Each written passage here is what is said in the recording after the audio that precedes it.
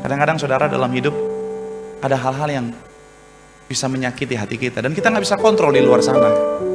Tapi kalau itu terlanjur masuk dalam hatimu, menyakiti hatimu karena orang tuamu kah, karena anak-anak kah, karena suamimu kah, karena istrimu lah, yuk kita bereskan hati kita. Ambil yang buruk itu, ambil yang sakit itu, buang dari hatimu dan bereskan lukanya.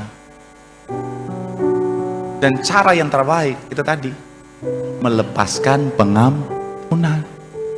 Jangan bilang sama saya, Pak, rugi dong saya Pak. Saya selalu bilang enggak. Justru kalau kau simpan kebencian, kepahitan, kaulah yang paling rugi. Karena orang yang simpan kebencian, kepahitan, dia hidup di masa kini, tapi hati dan pikirannya terikat di masa lalu, dan dia nggak akan pernah maju dalam kehidupannya.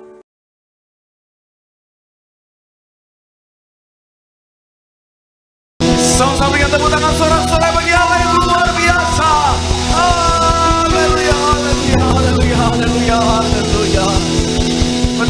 Benar Tuhan, kami naikkan syukur padamu Bapa. Segala pujian, hormat, sembah, syukur kami hanya bagi satu nama yang kudus, nama yang penuh kuasa, yaitu nama Tuhan kami Yesus Kristus. Dan kami doa, biar kiranya pujian penyembahan kami boleh menyenangkan hati Tuhan. Karena kami tahu, kami percaya hati Tuhan disenangkan, hadirat Tuhan dicurahkan. Dalam hadirat Tuhan ada berkat, ada sukacita dan mujizat. Siapapun yang hadir, yang sakit Tuhan sembuhkan, yang terikat Tuhan berikan kelepasan, bahkan kemenangan pasti Tuhan nyatakan dalam hidup kami. Dan dengan ucapan syukur Tuhan, saatnya kami bawa hati, kami terima kebenaran firman-Mu, isi hatimu Bapa. Kami datang dengan hati sebagai hamba yang mau untuk diajar, Tuhan yang berbicara, mendidik, mengarahkan setiap kami. Dan kami doa, biar kiranya Tuhan kami bukan cuma duduk diam jadi pendengar, tapi kami boleh bangkit jadi pelaku-pelaku firman Tuhan, sehingga rancangan yang sudah Tuhan sediakan itu jadi bagian dalam hidup kami. Bahkan kami ucap berkat hamba-Mu yang kau percaya untuk menyampaikan firman Bapa, urapan-Mu mengalir atas hamba-Mu. Kami percaya sama seperti Daud diurapi roh Tuhan bertahta, hidupnya luar biasa. Hamba-Mu diurapi roh Tuhan bertahta,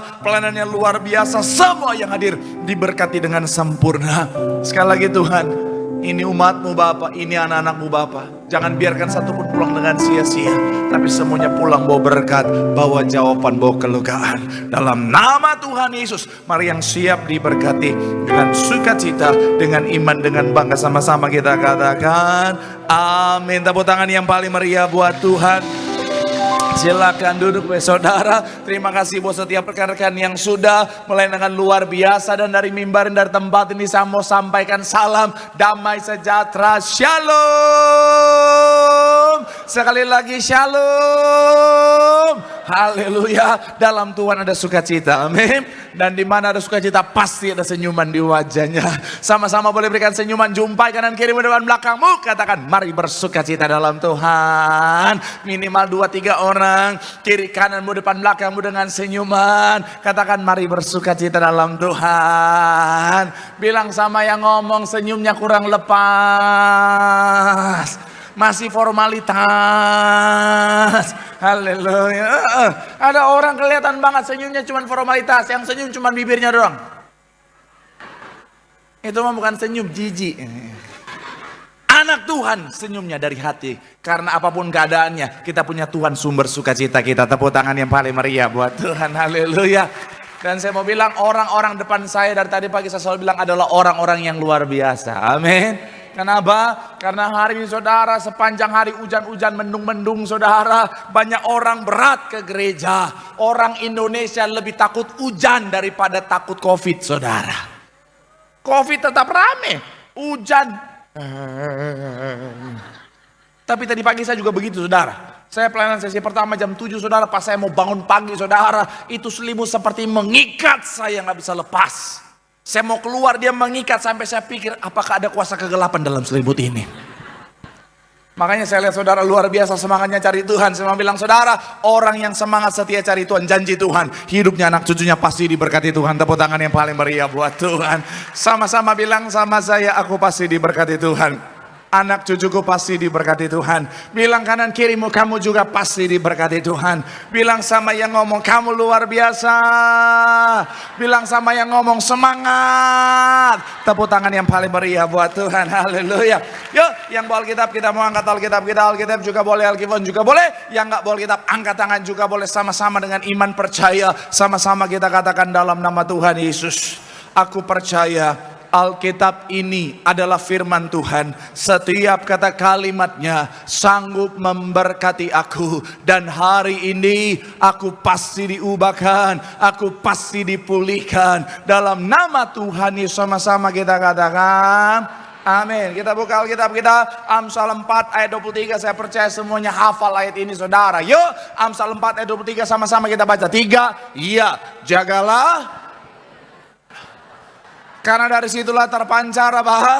Sekali lagi 3, ya, jagalah hatimu dengan segala kewaspadaan. Karena dari situlah terpancar kehidupan. Dalam banyak kesempatan saya selalu bilang saudara, bicara tentang hati adalah pusat kehidupan, center of life. Bagaimana hati kita akan sangat menentukan bagaimana kehidupan kita. Jadi kalau kita mau punya kehidupan yang baik, maka syarat utama yang harus kita lakukan, yang harus kita miliki adalah hati yang baik. Jangan pernah berharap, oh Pak, saya mau punya kehidupan yang baik, tapi saudara dan saya biarkan hatimu dalam keadaan jahat. Saya mau bilang saudara, itu nggak akan mungkin terjadi. Karena hati kita adalah pusat kehidupan. Beberapa hamba Tuhan bahkan sampai berkata, bicara tentang hati adalah bicara tentang yang memegang kendali. Hati adalah pusat kendali hidup manusia. Jadi ketika hati kita baik menuju pada kebaikan, maka kehidupan kita baik. Tapi kalau hati kita jahat, maka hidup kita akan menuju pada yang namanya kejahatan. Mungkin saudara bilang sama saya, Pak Pendeta, saya tahu Pak Pendeta saya harus jaga hati. Pak Pendeta saya tahu hati yang baik itu penting Pak Pendeta. Dan saya sudah lakukan semuanya Pak Pendeta supaya saya punya hati yang baik. Tapi pada kenyataannya Pak Pendeta, hati saya tetap sakit. Pada kenyataannya Pak Pendeta, hati saya tetap luka. Pada kenyataannya hati saya tetap dalam kondisi yang hancur. Tadi saudara, sesi yang pertama, ketika saya selesai khotbah saudara di Karawaci, ketika saya turun saudara, tiba-tiba ada seorang ibu peluk saya, dia nangis saudara. Saya kaget, dia getar nangisnya benar-benar, Tuhan. Dalam hati saya, Tuhan, ibu kita bukan muhrim ibu. Dia nangis, saya langsung buka tangan saya, dia nangis di tangan saya sini saudara, dia peluh. Saya lihat ingus udah campur semua di saya. Iya, oh Tuhan Yesus. Iya. Tapi kan saya nggak apa-apa, namanya pendeta harus pelayanan sepenuh hati saudara. Ya udah dipeluk, digoyang-goyang, oh Tuhan. Nggak apa-apa lah, yang penting jangan copet ibu, takutnya dompet hilang apa nangis. Enggak.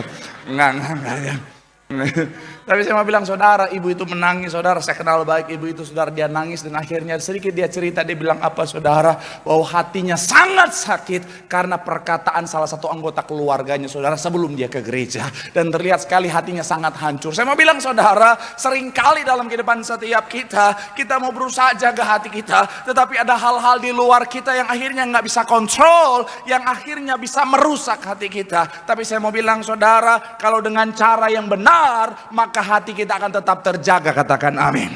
Sama-sama bilang sama saya, caranya harus benar. Sama-sama bilang sama saya, caranya harus benar. Amin. Dan itu akan sama-sama kita akan bahas hari ini saudara, dalam tema kunci menjaga hati. Sama-sama bilang sama saya, kunci menjaga hati.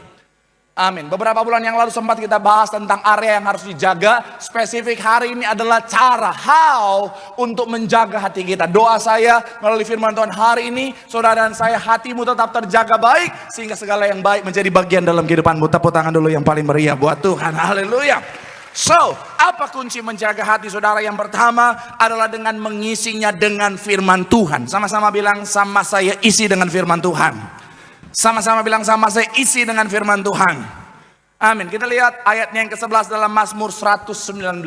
Mazmur 119 ayat 11, sama-sama kita baca saudara. 3, iya. Dalam supaya aku jangan apa? Sekali lagi 3, iya. Dalam hatiku aku menyimpan apa? Janjimu, supaya aku jangan apa? Berdosa terhadap engkau. Sama-sama bilang sama saya, hatiku menyimpan janji Tuhan.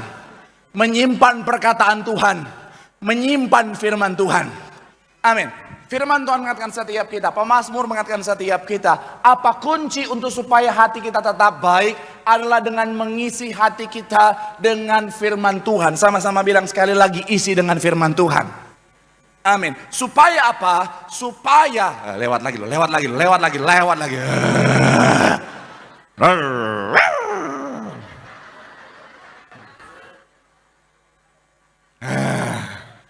Dia lari.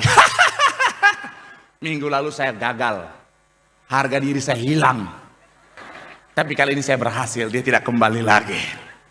Saya mau bilang saudara, dalam kehidupan setiap kita, kalau kita isi hati kita dengan firman Tuhan, hati kita penuh dengan firman Tuhan, maka hati kita tidak ada space lagi untuk hal-hal yang buruk, hal-hal yang negatif, hal-hal yang bisa merusak hati kita, saudara. Contoh sederhana, anak saya misalnya kalau dia mau ke mall, saudara, biasanya saya suka direct saudara supaya apa? Supaya di rumah dia makan dulu yang banyak, saudara, makanan yang baik, makanan yang sehat. Iya, jadi sebelum berangkat ke mall, jadi saya usahakan dia, setidaknya dia harus ngemil makan yang sehat dulu di rumah, dia makan dulu di rumah, supaya apa? Supaya perutnya penuh dengan hal-hal yang baik. Supaya apa? Supaya ketika dia jalan di mall dengan perut yang penuh, dia nggak tertarik untuk ngemil-ngemil makanan di mall. Yang pertama, tidak baik untuk kesehatan perut. Yang kedua, untuk kesehatan dompet papanya. Oke. Saya lebih yang kedua memang. Oke. Nah, balik lagi. Saya mau bilang saudara, kenapa? Karena sekali lagi perutnya sudah dipenuhi dengan makanan yang baik tadi, saudara. Begitupun hati kita. Kalau kita sering baca firman, kita renungkan firman, kita isi hati kita dengan kebenaran firman Tuhan, maka kebaikan firman Tuhan yang memenuhi hati setiap kita, membuat hati kita penuh, sehingga ketika ada yang negatif yang mencoba masuk, saya mau bilang saudara, itu nggak punya space lagi, saudara. Karena sudah penuh dengan hal yang baik, yaitu firman Tuhan. Katakan amin. Jadi sekali lagi saya mau bilang saudara, baca firman, renungkan firman, katakan amin. Mohon maaf ya, ada banyak orang kenapa hatinya masih penuh dengan hal yang buruk, karena malas baca firman, saudara. Ada banyak orang zaman sekarang, kalau punya handphone, main handphone, TikTok, Instagram, Facebook, dia punya waktu. Tapi buat baca firman, dia nggak punya waktu, saudara. Indonesia, menurut survei, salah satu negara dengan screen time tertinggi di dunia. Satu hari, satu orang bisa 7-8 jam per hari. Bayangin saudara. 7-8 jam sehari scroll. Bukannya kerja, bukannya lakukan sesuatu yang bermanfaat, scroll. Akhirnya apa? Ketika hidup nangadong ngepeng. Scroll. Pasang status semua akan indah pada waktunya.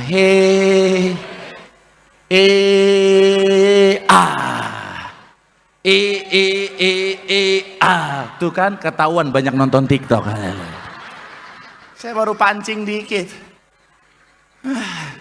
Pak Pendeta kok tahu? Saya juga 8 jam satu hari. Nah, jadi balik lagi. Saya mau bilang, baca firman Tuhan. Ada ibu-ibu bilang, Pak Pendeta, tapi saya udah gak punya waktu Pak Pendeta. Saya udah seharian urus anak Pak Pendeta. Saya udah seharian urus rumah, mana saya punya waktu. Masa. Ada banyak ibu-ibu ngomong gitu, tapi pasti tempat tidur, scroll. Betul ya? Ada bapak-bapak bilang, Pak, saya udah capek kerja seharian Pak. Saya mau pulang, saya mau istirahat, saya mau tidur. Apakah betul begitu? Ada banyak bapak-bapak ketika di tempat tidur, scroll. Shalom anak muda. Ada banyak anak muda bilang, Pak, saya nggak punya waktu Pak, tugas dan lain sebagainya. Kata siapa? Udah tidur, lagi baca, lagi belajar pun sekalian, scroll. Shalom. Saya mau bilang saudara, semua itu tidak akan menolongmu.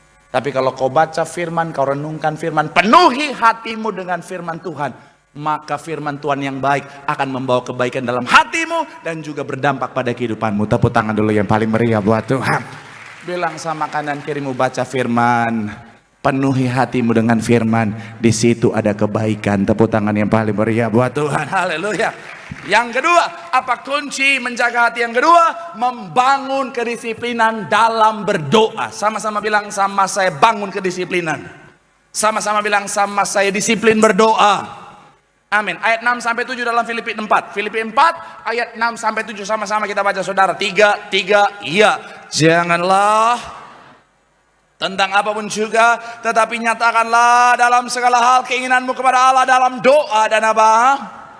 Sekali lagi ayat 6, 3, iya. Janganlah hendaknya kamu khawatir tentang apapun juga, tetapi nyatakanlah dalam segala hal keinginanmu kepada Allah dalam doa dan permohonan dengan dampaknya apa? Ayat yang ketujuh dikatakan apa? Damai sejahtera Allah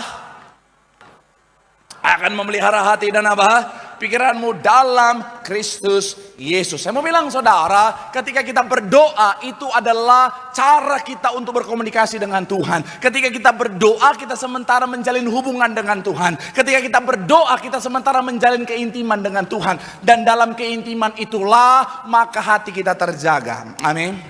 Contoh sederhana, saudara punya teman-teman yang positive vibes. Teman-teman yang selalu positive thinking, teman-teman yang selalu saudara, orang-orangnya adalah orang-orang yang berpikir yang baik. Nah, orang-orang seperti ini ketika kau ada dalam circle itu saudara, mereka cenderung akan mampu menjaga hatimu dalam kondisi yang baik. Sekalipun ada situasi yang tidak mudah. Contoh sederhana, kita pakai analogi yang kemarin.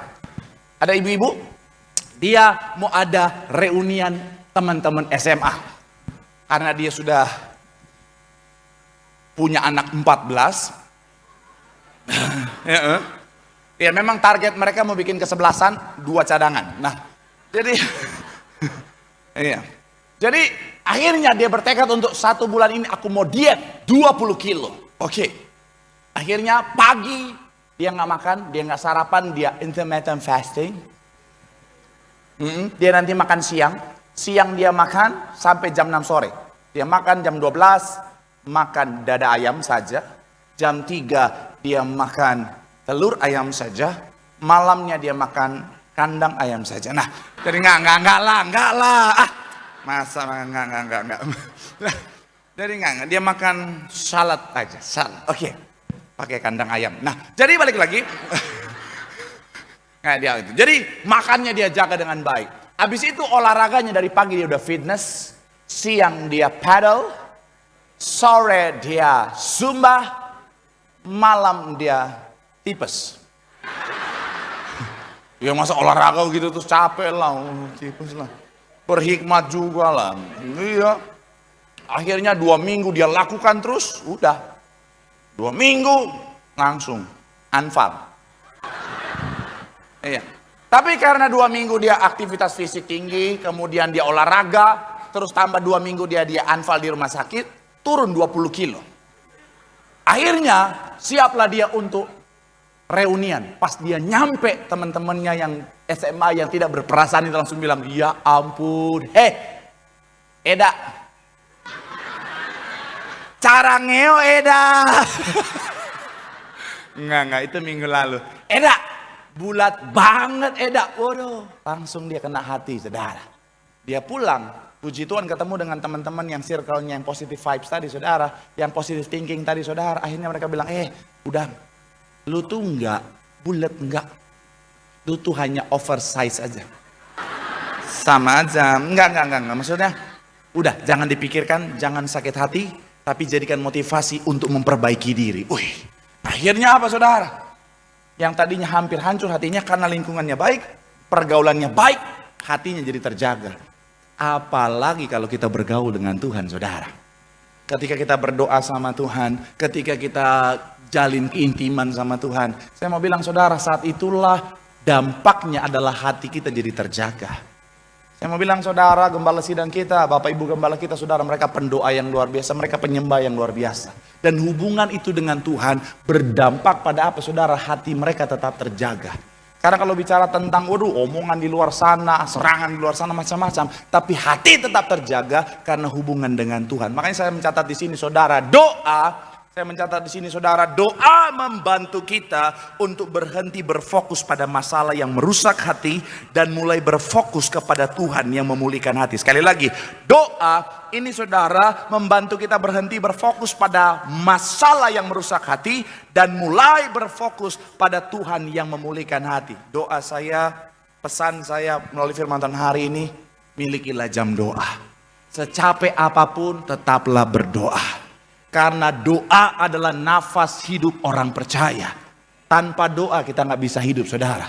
Tapi ketika kita berdoa, rohani kita hidup, hati kita tetap terjaga dalam keadaan baik, maka kehidupan kita penuh dengan kebaikan yang Tuhan sediakan. Tepuk tangan yang paling meriah buat Tuhan. Bilang sama kanan kirimu doa. Bilang sama yang ngomong, lu juga jangan ngomong doang. Tepuk tangan yang paling meriah buat Tuhan. Haleluya. Yang ketiga, apa kunci menjaga hati? Yang ketiga, menyaring apa yang masuk melalui mata dan telinga. Sama-sama bilang sama saya saring. Sama-sama bilang sama saya jaga penglihatan. Jaga pendengaran.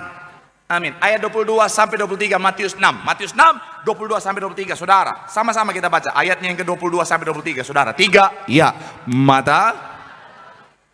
Jika teranglah seluruh tubuhmu. Jika matamu jahat, gelaplah.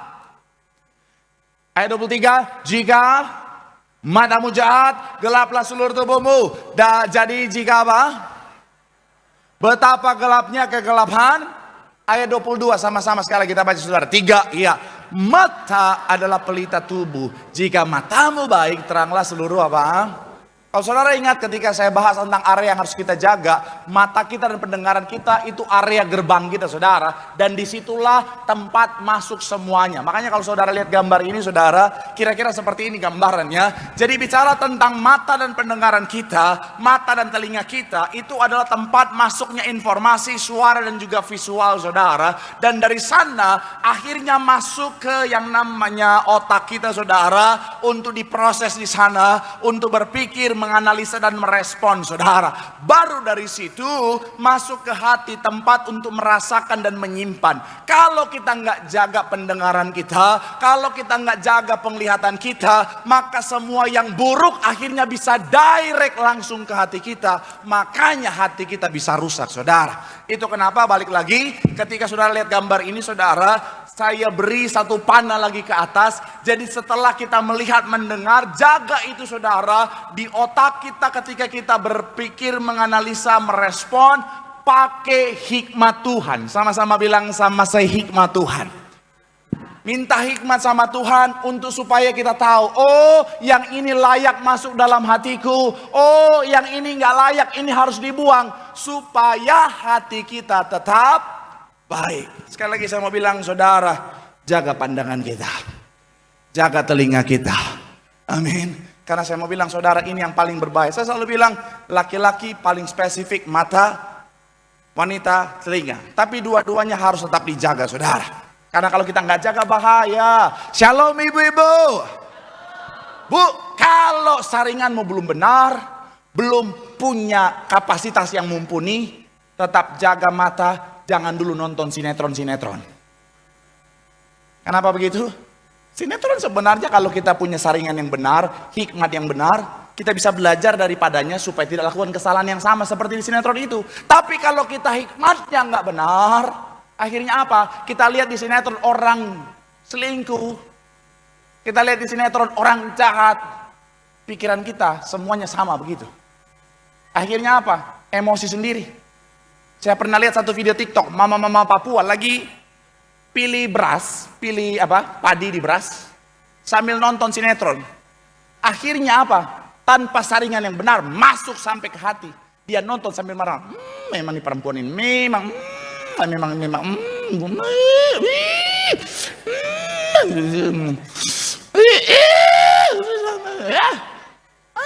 Udah Tuhan. Saya lihat si mama-mama ini, saudara, dia pilih beras itu, saking marahnya itu muncrat ke beras itu, saudara. Itu saya percaya selesai, nasinya jadi asin itu nasi, saudara. Karena nggak disaring, saudara. Iya, hati-hati loh. Apalagi saudara yang buka sosial media, bu. Shalom bu. Shalom ibu-ibu. Shalom para wanita. Kau yang buka sosial media, kalau kau nggak saring dengan benar, nggak jaga penglihatan nih, sosial media kita penuh dengan hal yang negatif. Berita-berita di sana penuh dengan hal yang negatif. Kenapa? Karena kalau yang baik-baik saja nggak viral, yang baik-baik saja nggak menarik. Justru yang bad news is a good news, itu dalam versi jurnalis, saudara. Iya kan? Contoh begini, saudara baca berita, rumah tangga artis A baik-baik saja. Saudara pasti baca, berita macam apa ini? Iya toh? Coba kalau rumah tangga artis A diambang perceraian. Wow. Hot news, iya kan? Iya kan? Saya mau bilang saudara, tapi kalau nggak disaring dengan benar, ketika kau lihat itu, oh selingkuh dia, oh selingkuh, oh memang laki-laki, memang laki-laki, buaya darat. Sore-sore suami nggak tahu apa, baru pulang kantor. Shalom mama, kau diam depan situ. Oh, tuh. Ada apa mama? Kau pokoknya diam, jangan bergerak, atau kuretakkan ginjal kau. Oh Tuhan, udah. Iya, siap mama. Langsung si mamanya langsung. Udah kayak, mohon maaf, guguk pelacak. Kucium-cium tidak ada aroma-aroma parfum wanita. Tetap bau ketek seperti biasa. HP mana HP? Langsung dia periksa HP, dia periksa TikTok, Instagram, Facebook, WA. Sampai aplikasi Gojek dia periksa. Ternyata aplikasi macam begitu bisa jadi tempat perselingkuhan loh saudara. Memang kalau iblis-iblis itu kreatif saudara, segala macam. Oh Tuhan, nggak temukan apa-apa. Akhirnya suami nanya, ada apa sih mah? Udah, duduk saja situ. Mama, papa lapar. Mama nggak sempat masak gara-gara negative thinking. Makanya nggak usah bu, nggak usah dilihat bu. Sama bapak-bapak juga, shalom bapak-bapak. Pak, kalau merusak hati pak, jangan dilihat, jangan didengar. Itu kan nggak ada yang amin. Contohnya apa? Racin. Bener. Racin ya. Racin itu ya, saya nggak ada kepahitan sama racin ya. Tapi kalau saudara nggak hati-hati, racin itu bisa merusak hati loh. Kenapa? Karena kan di racin itu kalau kita tonton ya, itu kan selalu ada orang yang tersakiti saudara. Sebagai orang baik kan kita ketika lihat itu, kurang ajar sekali. Kasihan. Ada orang jahat begini ya. Emosi. Dan akhirnya apa? Ketika si orang yang tersakiti balas dendam, kita mantap, sikat terus. Saya sampai nonton, saya baru sadar, aku kan pendeta, kenapa aku mendukung balas dendam? Iya, karena saya berusaha untuk nggak mau balas dendam. Saya kalau lagi parkir aja, tukang parkir bilang balas, saya bilang nggak boleh. Pembalasan hak Tuhan.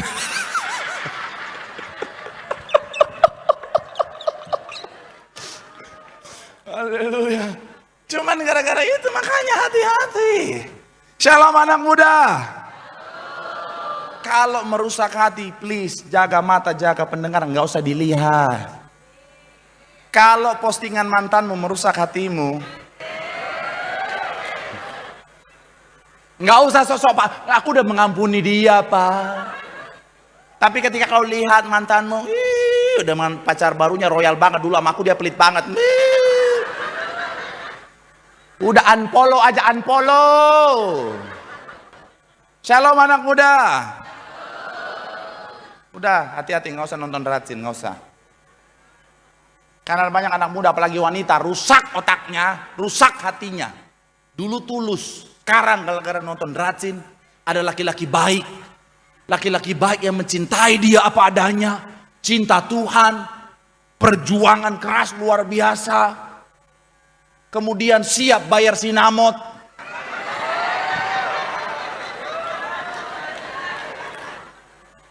Martupol,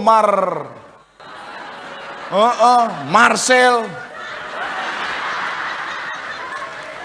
Marijo, Marimas, siap semua. Tapi dia nggak mau, dia bilang aku tuh cinta tulus, aku tidak mau. Kenapa? Aku kurangnya apa? Kamu bukan CEO, ya tuh.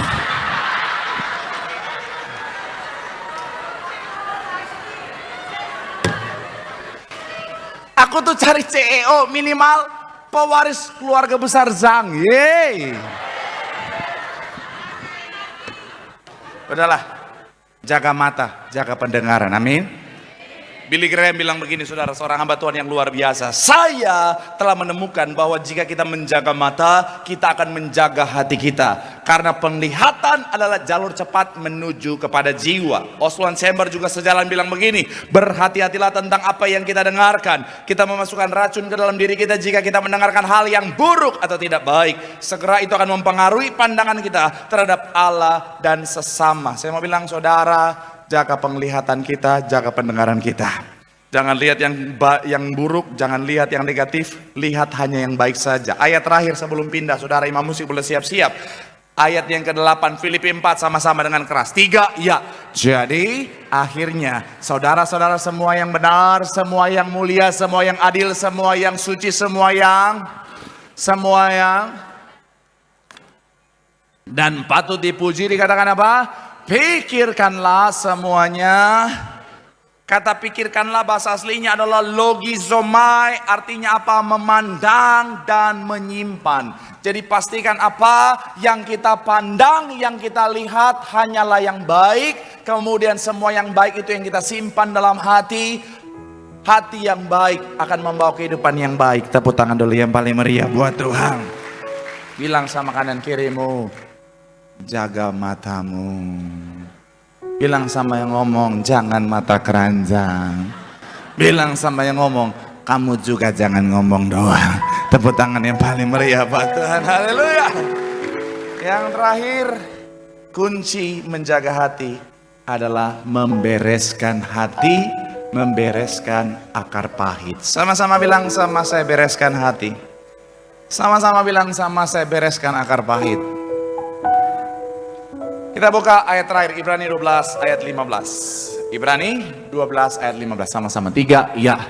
Jagalah supaya jangan ada seorang pun menjauhkan diri dari kasih karunia Allah, agar jangan tumbuh akar yang pahit yang menimbulkan kerusuhan dan yang mencemarkan banyak orang.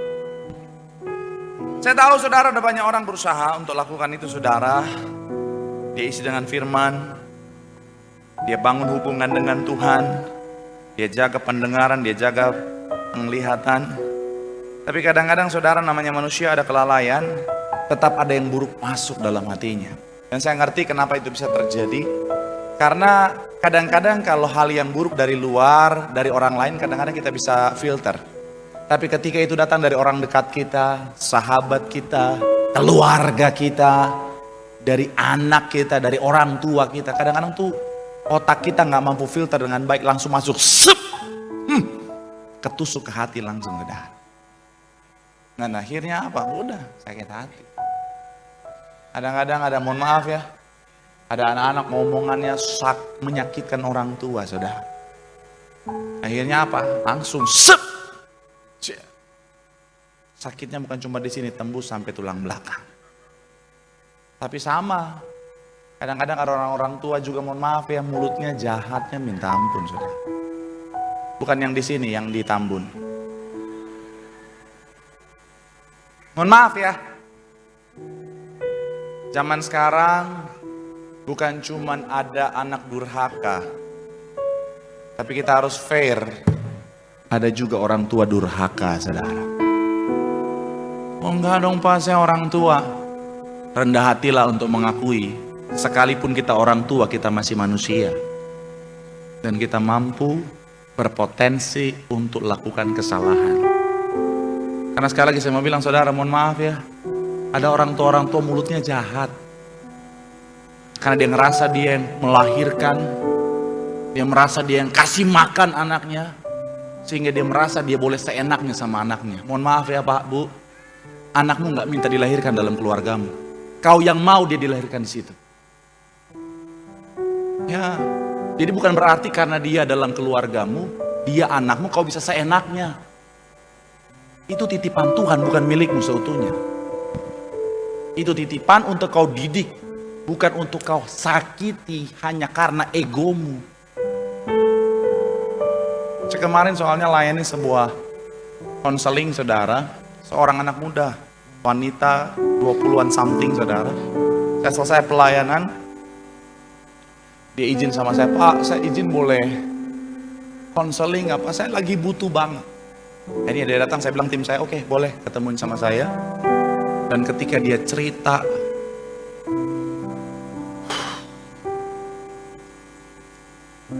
itu tuh dia cerita saudara dengan air mata, dengan perkataan yang gemeter saudara.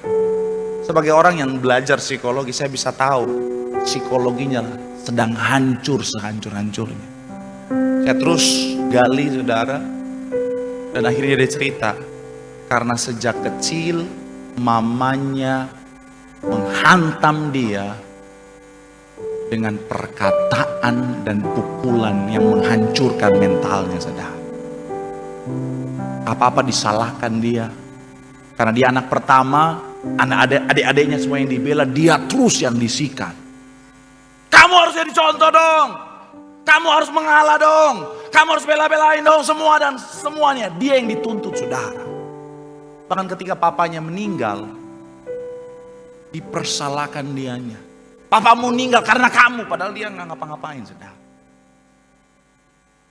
Setelah mamanya akhirnya punya pasangan yang baru, dia juga yang dikorbankan saudara.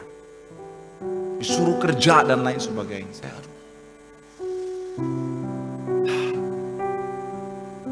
Maaf ya, kadang-kadang ada orang tua juga yang mohon maaf durhaka sama anak, mulutnya jahat. Dan akhirnya apa? Saya bisa melihat hidupnya hancur saudara. Sebagai hamba Tuhan saya berusaha menolong dia. Ayolah, kadang-kadang saudara dalam hidup ada hal-hal yang bisa menyakiti hati kita dan kita nggak bisa kontrol di luar sana. Tapi kalau itu terlanjur masuk dalam hatimu, menyakiti hatimu, karena orang tuamu kah, karena anak-anak kah, karena suamimu kah, karena istrimu lah, yuk kita bereskan hati kita. Ambil yang buruk itu, ambil yang sakit itu, buang dari hatimu, dan bereskan lukanya. Dan cara yang terbaik itu tadi, melepaskan pengampunan. Jangan bilang sama saya, Pak, rugi dong saya Pak. Saya selalu bilang enggak.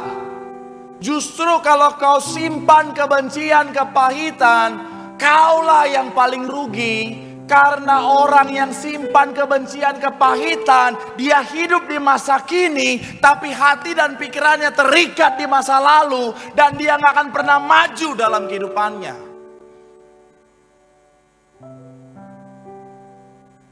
Sayang, hidup hanya sebentar. Waktu tuh berjalan begitu cepat loh saudara. Tanpa kita sadar tiba-tiba udah tua aja gitu saudara. Iya kan? Mungkin dulu kita masih rasa santai, tiba-tiba, udah tua ternyata ya. Saya aja pas cek usia saya, bentar lagi saya 17 tahun. Kebalik enak aja, kebalik 71 dong. Tuh kan, kadang-kadang tuh ada orang bikin kepahitan saudara. Perkataannya menyakiti hati.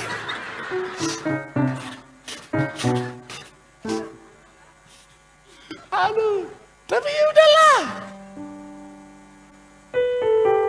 Saya banyak disakiti orang.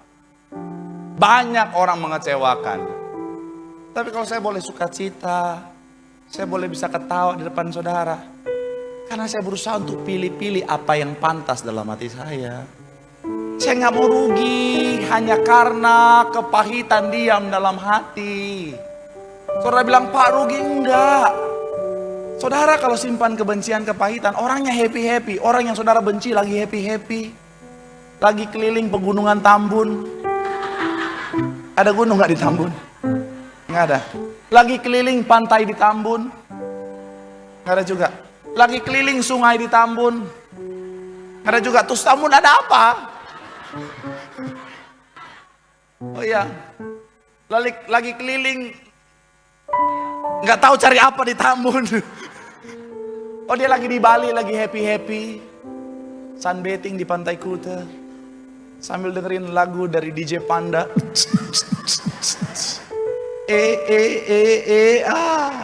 Lagi happy-happy dia. Nah kita di gereja, nyanyi, pujian, penyembahan. Tapi karena masih simpan kepahitan, akhirnya apa? Sesak napas. Nyanyi. Asam lambung naik. Sampai iblis aja lihat kita, oh kasihan nih, udah gak usah kau, kasihan. Dia bilang sama teman, gak usah ganggu, kasihan. Gak tega. Malaikat dari pojok liatin kita, cuma bisa uia, uia, uia. Aduh, ayolah. Saya tuh anggap saudara udah kayak keluarga sendiri, saudara.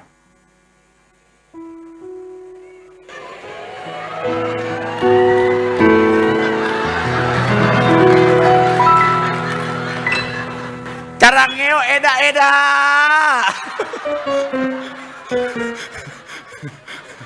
Iya kan, udah bertahun-tahun kita bareng tuh, tiap minggu ketemu. Kemarin Natal, malam Natal. Tahun baru, malam tahun baru. Ya saya doa saudara nggak bosan ya. Soalnya saya bosan. Nggak.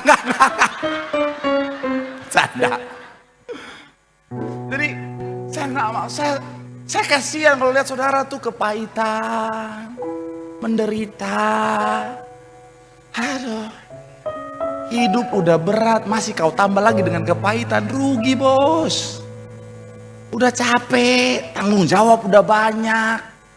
Skincare istri mahal, biaya sekolah anak mahal, terus harus kau tambah lagi dengan beban kepahitan, rugi. Udahlah, ayolah, kau layak untuk bahagia.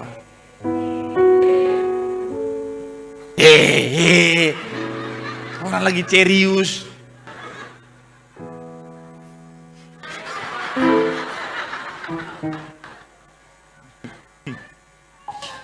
Aduh, jalan, yuk. Karena orang kalau simpan kepahitan udah hidup menderita, tersiksa, doanya nggak dijawab Tuhan lagi.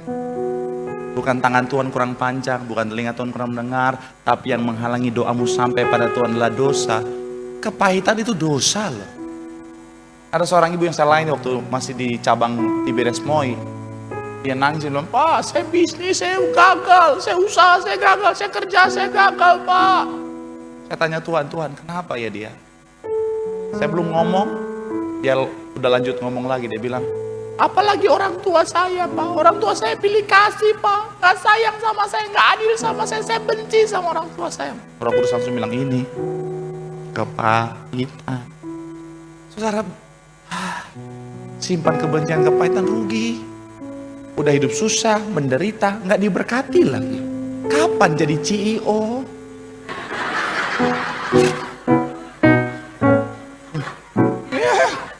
Ya, udahlah. Lepaskanlah pengampunan.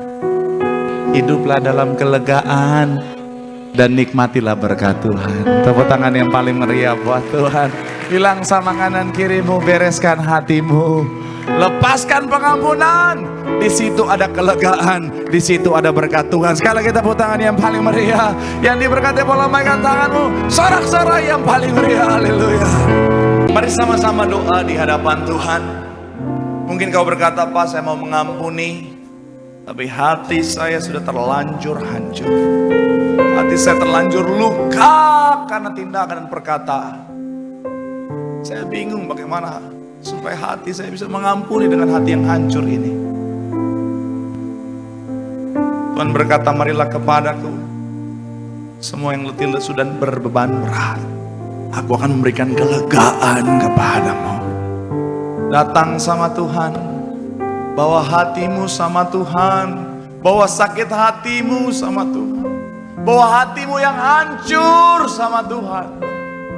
Karena di tangan Tuhan, Dia cakap mengubahkan hatimu yang hancur jadi hati yang baru. Dia sanggup pulihkan hatimu. Mari bawa hatimu, taruh tangan kananmu di dada, doa di hadapan Tuhan. Bawa hatimu di tangan Tuhan. Dia Tuhan yang sanggup menyembuhkan hatimu. Terima kasih Tuhan.